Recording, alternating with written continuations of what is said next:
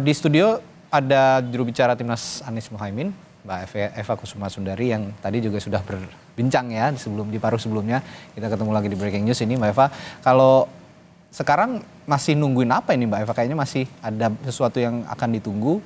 Apa yang masih harus difinalisasi sekarang? Aku gak error, nggak tahu aku di sini.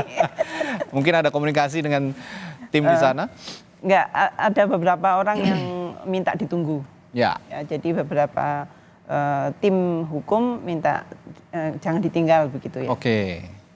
Itu yang masuk di saya ya. Oke, jadi di grup ada itu laporan jangan berangkat dulu. Begitu. Jangan berangkat dulu. Jadi tapi apa tinggal tunggu teknisnya saja mungkin ya? Untuk masalah teknis. Masalah teknis saja untuk mendaftarkan gugatan ini ke MK. Tadi kita sebenarnya sudah bahas juga ya pada paruh sebelumnya bahwa gugatan ini sebenarnya bukan soal angka ya. Bukan soal angka persentase Pilpres, bahwa saat ini Anies Mohaimin mendapatkan suara 40.970.906 gitu ya, atau 24,95% dari total pemilih yang menyalurkan hak suaranya.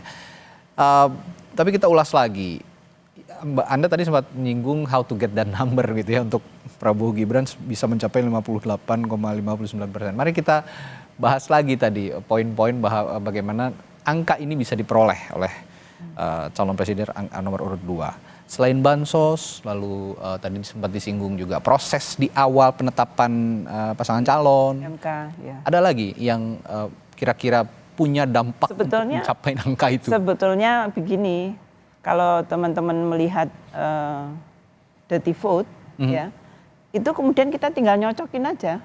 Oh, ini ya katanya begini, dan itu memang terjadi di lapangan. Oke. Yang nggak dapat di dirty vote yang aku alami itu adalah, saya sebutnya ya, bukan hanya politik uang, tapi worse than that itu adalah tirani uang.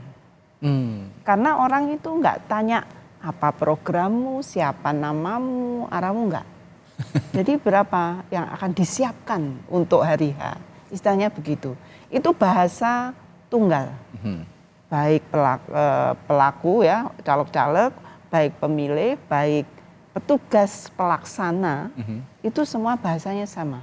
Oke. NPWP itu loh ya kalau kita ngomong. Ya. Jadi nggak hanya bansos ya, tapi juga amplop ya, atau istilahnya tirani uang. Dan tirani uang itu istilahku penipuan demokrasi. Ya. Kenapa? Karena orang kemudian datang karena nyoblos karena duit, karena uang, bukan karena impian yang akan datang, akan ada perubahan ya kalau dari sisi kami, enggak, tapi karena sudah terima duit maka dicoblos gitu. Oke. Dan pemilih itu perilakunya sudah sangat menyedihkan dibanding, saya ini kan veteran ya sejak 2004 ya, itu sekarang ngomong karena Mbak Eva nggak pakai duit sehingga Anda tidak menghormati pemilih.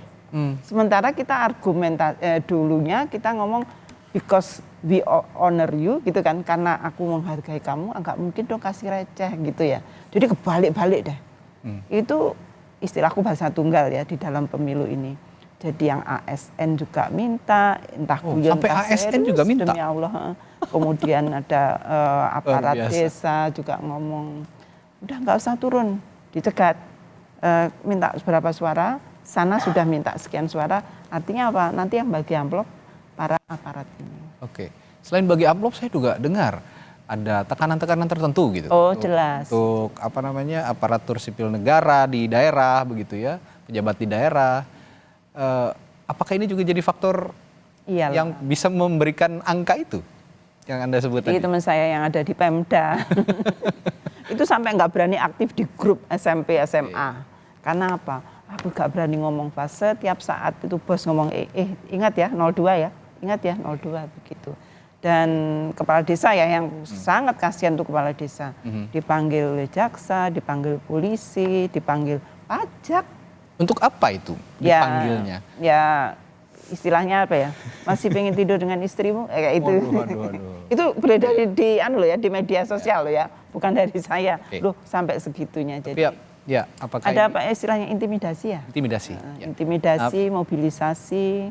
Bagaimana lalu membuktikan bahwa praktik intimidasi, tekanan-tekanan ini juga mempengaruhi hasil pada saat proses kampanye begitu ya, sampai penghitungan suara. Nanti akan kita bahas Mbak Eva di Breaking News Kompas TV, tetaplah bersama kami di Kompas TV.